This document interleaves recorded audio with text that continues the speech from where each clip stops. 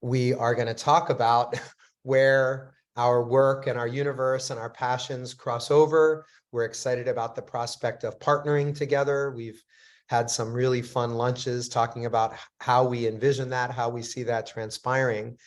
But I think when you and I were preparing for this, we both thought that it would be helpful to go a little bit into the, let's say, the challenges that we're both seeing in our respective space. So would you like to do that first, or would you like me to do that first, Norby? I can just dive in and just talk a little bit about the challenges I'm seeing kind of in the leadership and the team development space, because that's where a lot of companies are spending the money.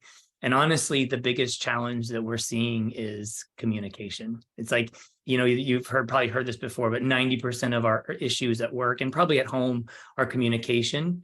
And the biggest challenge is that 90% or up to 90% of our communication is nonverbal. So, it's like, what is this? And a lot of companies spend thousands of dollars trying to figure out how to have their employees work together more effectively. They spend money on all these assessments.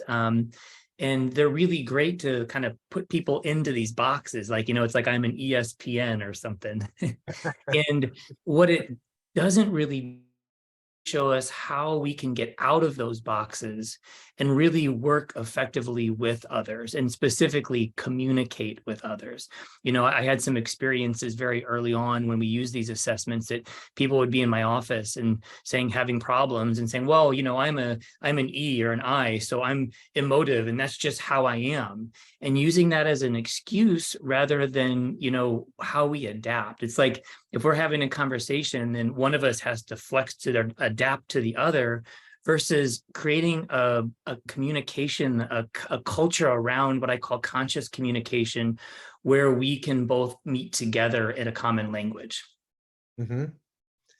And is that communication as a challenge, is that been a consistent through all of your years of working with leaders, or has something evolved and changed possibly that's made it even more of an issue? It's always been a challenge. I mean, think back on all of your challenges, they probably relate to communication.